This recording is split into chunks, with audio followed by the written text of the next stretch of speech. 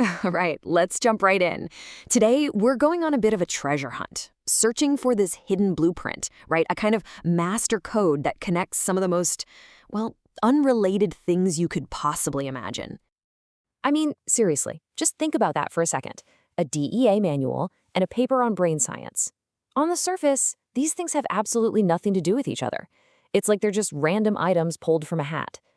But what if I told you they're all pieces of the exact same puzzle? Let's follow the clues together and see just how deep this connection goes. So, our first piece of the puzzle, and I'm not gonna lie, it's pretty bureaucratic, really technical, and, well, kind of dry. It's a rule book, a big old manual from the Drug Enforcement Administration, just filled with regulations and procedures. Okay, just tuck that away for a second. Now for our second piece, we've got a story of collapse. This right here, this is the historic San Francisco Art Institute. It stood for over 150 years, a real cultural landmark. But our clue isn't the beautiful building, no. It's the official paperwork that details its final moments. It's a story of history, sure, but it's also a story of a system failing. And for our final clues, we're heading to the cutting edge of science. We've got two papers. One is all about building, engineering and AI just to count people. The other, it's about reading, trying to decode the invisible wiring inside our own brains. So you've got building and you've got reading. Remember that.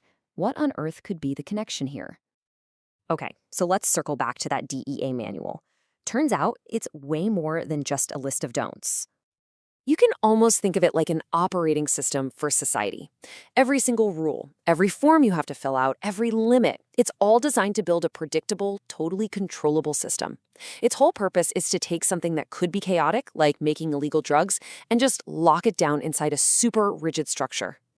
And what's so wild is just how granular this control gets. I mean, look at this. It's not just some big blanket rule like, don't do this. Oh no. It is a super detailed matrix. How many grams can you sell a day? Exactly 3.6. Where do you have to store it? Behind the counter or in a locked cabinet? Do you need a logbook? You bet. Literally every little variable is accounted for.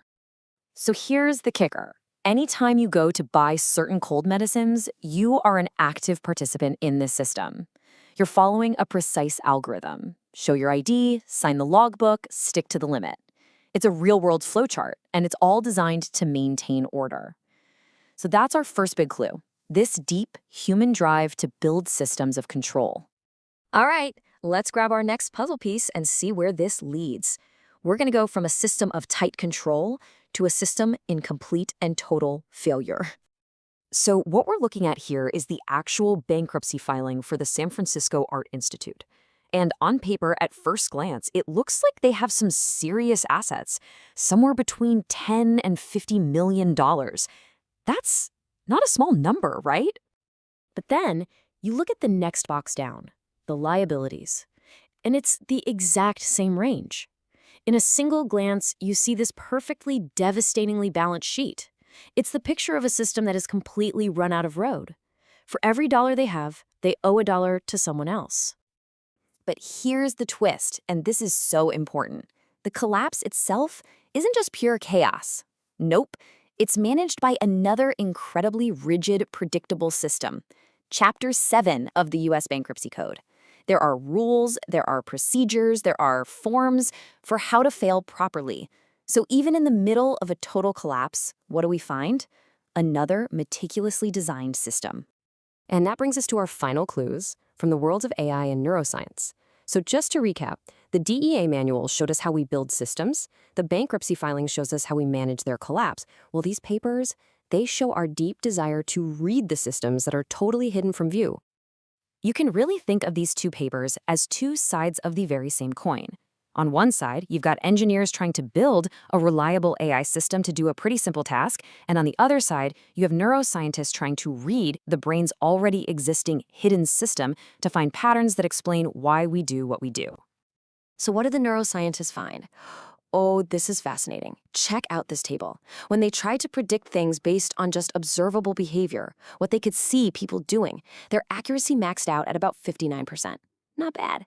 But when they looked at the hidden underlying system, the actual wiring of the brain when it was just resting, their accuracy shot up to over 73%.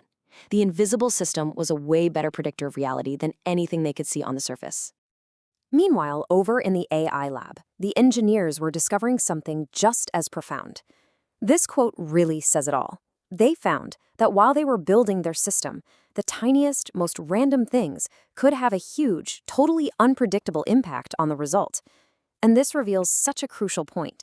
Whether you're trying to build a system or read one, that underlying code is incredibly powerful, but it's also super complex and unbelievably sensitive to all these little hidden factors.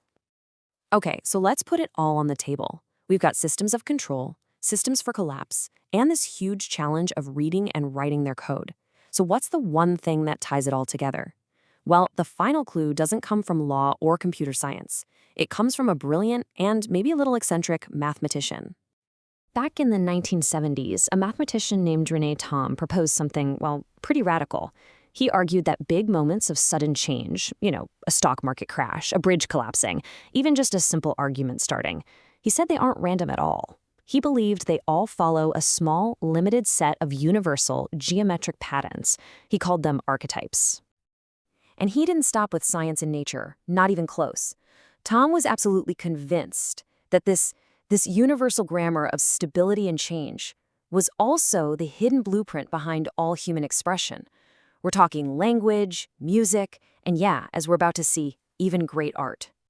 And his analysis of Leonardo's Last Supper is just a brilliant example of his point. Just look at it. Right in the center, Jesus forms this perfect, stable, equilateral triangle. He is the system in equilibrium. But then he drops the bomb.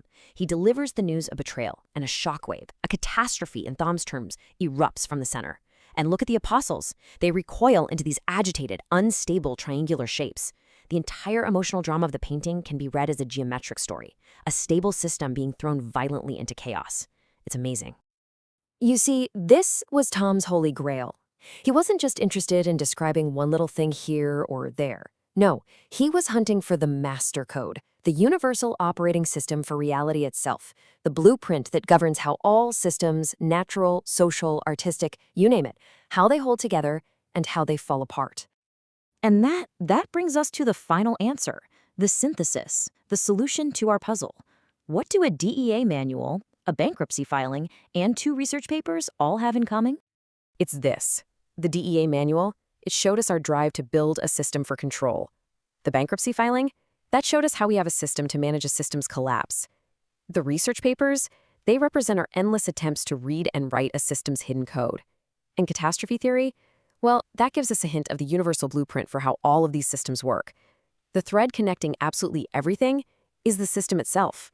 That's the master code we've been looking for. It's the story we're always telling ourselves in everything we do. Once you start seeing the world this way, it's kind of hard to unsee it. You'll start noticing systems everywhere, in traffic patterns, in the way conversations flow, in your own daily routines. So the only question left for you is, now that you have this lens, which system are you going to try to understand next?